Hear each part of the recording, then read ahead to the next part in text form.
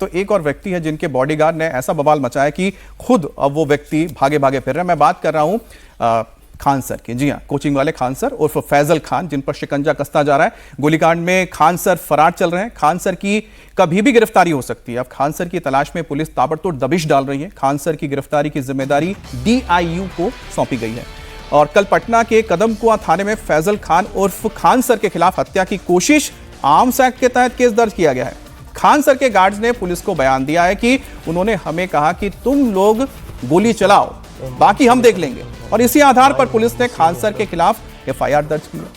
अब BNS की धारा 109 के तहत ये केस दर्ज किया गया है। इसमें 10 साल तक की जेल और जुर्माने का प्रावधान है और इसमें अग्रिम जमानत भी नहीं मिल सकती है। कल FIR के बाद खान सर की कोचिंग पर उनके वकील पहुंचे। इधर लॉ एंड ऑर्डर को लेकर IG ऑफिस में पुलिस की हाई लेवल मीटिंग हुई है। पुलिस ने छात्रों से अपील की है कि वो किसी कोचिंग सेंटर के बहकावे में ना आए। अब खान सर का बचना मुश्किल लग रहा है। सवाल यह है कि खान सर खुद सरेंडर करेंगे या पुलिस उन्हें पकड़कर लाएगी, हाथ में हथकड़ी डालकर थाने ले जाएगी, क्योंकि पटना के कदमकुआं थाने में फैजल खान उर्फ खान सर के खिलाफ जो FIR दर्ज हुई है उसमें साफ साफ लिखा है कि खान सर ने गोली चलवाई है, खान सर ने झूठ बोला है। खान सर की गिरफ्तारी के लिए पुलिस ने कार्रवाई शुरू कर दी है और दोनों गार्ड गिरफ्तार हो चुके हैं और दोनों हथियार भी जब्त कर लिए गए हैं। पुलिस को खान सर के खिलाफ पक्के सबूत मिल चुके हैं। हालांकि खान सर अचानक गायब नहीं हुए। शुक्रवार को सुबह खान सर कोचिंग सेंटर पहुंचे। उन्होंने क्लास भी ली थी, लेकिन छात्रों को पढ़ाने के बजाय खान सर क्लास में अपनी सफाई के सबूत पेश कर रहे हैं और बच्चों को पॉइंट बाय पॉइंट समझा रहे थे कि कैसे उन्हें फंसाया जा रहा है और छात्रों को इसके खिलाफ आवाज उठानी चाहिए। क्या उसने हवाई फायरिंग किया कि नहीं किया? किसी से छुप के किया? अगर उस बॉडीगार्ड के जगह कोई पुलिस वाला भी रहता तो पुलिस भी क्या करती है? हवाई फायरिंग करती है। जैसे पुलिस आ गई है, बॉडीगार्ड का काम खत्म हो गया। हम सबसे एक बात पूछना चाहते हैं, रात को 10:30, रात को 10:10 पर मेरे घर पे कोई आया या हम लोग गए कहीं पे, हमारे यहाँ कोई आया, रात के अंधेरे में मेरे यहाँ कोई आया है, हमारे गार्ड को मार के अधमरा कर दिया।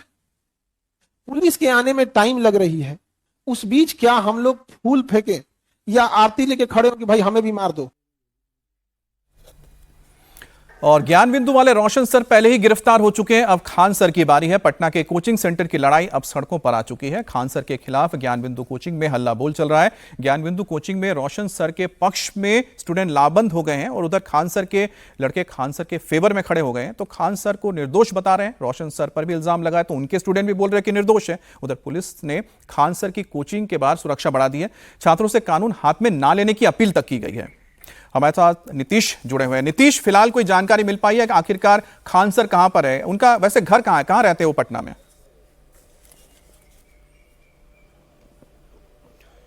देखिए, खान सर के कोचिंग पर कल पुलिस गई थी देर रात, लेकिन वो वहाँ नहीं मिले और इसके पहले जब FIR दर्ज हुई उनके खिलाफ, उसके बाद से ही वो नज़र नहीं आ रहे हैं। और कोचिंग संस्थान में सुबह में ज़रूर वो पढ़ा रहे थे, क्योंकि अंदर पढ़ाने के दौरान जो एक ऑनलाइन लिंक आता है उसके ज़रिए उन्होंने कुछ बातें रखी थी, जिसमें उन्होंने कहा था, एक तरह से सफाई दी थी कि क्या वजह थी उस समय वहाँ फायरिंग की नौबत क्यों आई, सेल्फ डिफेंस की बात उन्होंने कही थी। और उसके बाद से ही खान सर जो है वो एक तरह से कहें कि मिल नहीं रहे हैं और बहुत कोशिश की गई उनको ढूंढने की, लेकिन उनके बारे में कोई जानकारी नहीं मिल पाई है। पुलिस का ये कहना है कि सबूतों के आधार पर इन तमाम चीज़ों को देखा जा रहा है और जो भी विधि सम्मत कार्रवाई होगी वो की जाएगी। अब FIR चूंकि दर्ज हो गई है, उसमें हत्या के प्रयास का मामला है, आर्म्स एक्ट का मामला है, तो ये माना जा रहा है कि उनकी गिरफ्तारी ज़रूर होगी। लेकिन क्या खान सर खुद ही सामने आएंगे या फिर पुलिस की दबिश जो है उसमें वो पकड़े जाएंगे, ये देखना होगा। लेकिन फिलहाल उनके बारे में कोई जानकारी नहीं मिल पा रही है। कल देर रात तक पुलिस वहां पर बनी हुई थी, काफ़ी संख्या में पुलिसकर्मियों को तैनात कर दिया गया था। चूंकि वो पूरा इलाका जहां कोचिंग संस्थान है वहां काफ़ी संख्या में छात्र रहते हैं आसपास में, तो वहां छात्रों का जमावड़ा भी हो गया था। तो ऐसी स्थिति में लगातार वहाँ पुलिस बनी हुई थी। लेकिन फिलहाल अभी तक कोई जानकारी नहीं मिल पाई है कि खान सर कहाँ हैं और क्या वो खुद सामने आते हैं या नहीं आते हैं। जी, तो नीतीश जैसा बता रहे हैं कि कोई इस बारे में जानकारी नहीं मिल पा रही है पुलिस को कि आखिरकार खान सर कहां पर हैं। हालांकि कोशिश हो रही है कि उनके बारे में पता लगाया जाए। और अजीत जी, हम तो बस यही जानना चाहते हैं, क्योंकि खान सर जिस तरह से मुखर होकर हर चीज के लिए सामने आते थे, अब तो क्यों छुप रहे हैं, क्यों सामने नहीं आ रहे हैं? बिल्कुल बिल्कुल, ये ठीक सवाल है। उन्होंने जो बात अपने छात्रों के सामने कही कि भाई हमारे सामने कोई चारा नहीं था, बड़ी संख्या में लोग आ गए थे, हमारे गार्ड को अधमरा कर दिया था, तो हम गोली नहीं चलाते तो क्या फूल बरसाते। तो गार्ड ने गोली चलाई, अगर लीगल कार्रवाई है, उसके पास लीगल हथियार है, लाइसेंस का हथियार था, उसने गोली चलाई है और आप ये बात कह रहे हैं तो जाकर के पुलिस के सामने कहिए और अपनी गिरफ्तारी दीजिए। आपको तत्काल जमानत मिलेगी कोर्ट से, अग्रिम जमानत नहीं मिलेगी लेकिन जमानत मिल जाएगी। ईमानदारी की बात यही है कि आप आइए और यही बात जाकर के कहिए कोर्ट में, आपका वकील कहे आप पुलिस के पास जाइए, इसमें छिपने की कोई बात नहीं है। आप भाग रहे हैं इसका मतलब वो अपराध की गवाही होती है, भागना जो है वो आपके गिल्ट की गवाही होती है कि आप किसी न किसी तरह की गड़बड़ी है। इसमें कितना बॉस्ड अप है ये पूरा मामला। पहले खान ने कहा कि हम गोली चली, 8-10 राउंड गोली चलाते हमने देखा, अगले दिन पलट गए कि नहीं गोली नहीं चली। पुलिस ने भी एफआईआर की तो उसमें कहा कि गोली नहीं चली। हम लोग यहीं इंडिया टीवी पर देख रहे थे, वहां जो लोग मौजूद थे उन्होंने कहा कि हमने गोली का खोखा देखा, यहाँ गोली चली।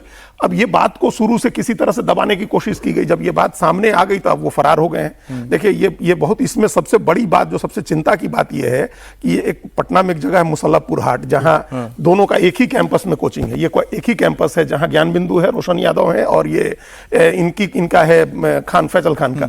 अब ये दोनों एकदम आसपास हैं। बच्चे एकदम इस बात को लेकर के ऐसे उत्तेजना है बच्चों में, लोग अपने रोशन यादव के पक्ष में वो लोग उतरे सड़क पर, सैकड़ों हजारों बच्चों ने प्रदर्शन किया।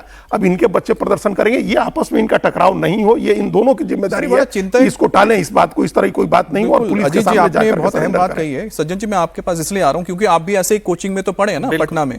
अब देखिए स्टूडेंट्स को जिस तरह से दोनों तरफ से चीजें बताई जा रही हैं और स्टूडेंट्स जिस तरह से अपने अपने टीचर्स के लिए काफी ज्यादा गुस्से, आप ना हम कह सकते हैं कि उत्तेजित हो चुके हैं, अब कुछ भी वो कर सकते हैं, ऐसे हालात बन रहे हैं। तो यहां पर जब रोशन आनंद जब ये कह रहे थे, जब उनको गिरफ्तार किया गया था कि ये साजिश करके मुझे गिरफ्तार किया गया है, तो उनके आरोप तो सही लग रहे हैं ना कि जब आपके खिलाफ यानी खान सर के खिलाफ अगर कोई शिकायत हुई तो क्यों नहीं जा रहे हैं, अगर उनको लगता है कि कुछ नहीं है तो आनंद, यानी मैं रोशन की बात कर रहा हूं, रोशन आनंद तो फिर सही आरोप लगा रहे हैं।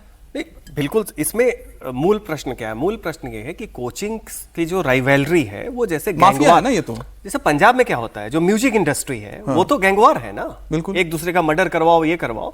अब मर्डर तक बात नहीं पहुंची है, लेकिन जिस तरीके से चीजें बढ़ रही हैं, ये शिक्षा के नाम पे जो राइवलरी चल रही है, ये व्यवसायीकरण भी नहीं है, कमोडिफिकेशन भी नहीं है, ये बिल्कुल गैंगस्टर वाली बात है। एक के पोस्टर के ऊपर अपना पोस्टर लगा देना, बच्चों को एक करना कि राइवल कोचिंग को ये करो, उसके बाद दूसरे को किस तरह से कॉन्स्पिरेसी में फंसाना। ये चीजें पहले मुसल्लापुर हाट में ही, जो अजीत जी बता रहे थे कि वहां पे है, वहीं पे सुपर 30 आनंद कुमार ने भी अपनी शुरुआत की थी, आज से लगभग 25 साल पहले, 25-26 साल पहले। हाँ, और उस समय आए थे तो उन्हें भी परेशान किया गया था, और उस समय हम भी नए थे, उस समय हम लोग गए थे तो उन्होंने क्लास में आके कि बताइए हमारे ऊपर इस तरह से धमकियां दी जा रही है, आप लोग जाके कहिए कि आपको फ्री में पढ़ाया जाता है। हालांकि 1000 रुपए लेते थे ये करके, पर कहने का बात है लेकिन इस स्तर तक नहीं पहुंचा था कि आपको लग रहा है कि कोचिंग सेंटर नहीं हो, दो माफिया ग्रुप हो और उनके जितने भी स्टूडेंट्स हैं, उनके सपोर्टर्स हैं जो बिल्कुल जा रहे हैं, खुलेआम स्टूडेंट्स कह रहे हैं कि हम अगर राइवल कोचिंग का कोई स्टूडेंट मिल गया तो दिखा देंगे। ये प्रणाली देखिए, सबसे इसकी कमी क्या है कि पहले यूनिवर्सिटीज में जो है वो शिक्षा का केंद्र होता था, यूनिवर्सिटी कोलैप्स कर गया तो हुआ कि थिंक टैंक्स जाएंगे, उनका टैंक खाली है, फंडिंग नहीं है। अब इन कोचिंग्स के पास क्या है कि फंडिंग तो खूब है, तो ये इंटेलेक्चुअल वो बन के कहीं ना कहीं युवाओं के आइकन बन के उभरे। प्रतिस्पर्धा अच्छी बात है ना, प्रतिस्पर्धा होनी चाहिए, लेकिन इस तरह से आप अपने बच्चों को तो मोटिवेट मत कर दीजिए कि वो एक दूसरे के खिलाफ चले जाए, जिस तरह से हम लगातार देख रहे हैं कि चाहे वो ज्ञान बिंदु हो या फिर खान सर के कोचिंग के बच्चे हो।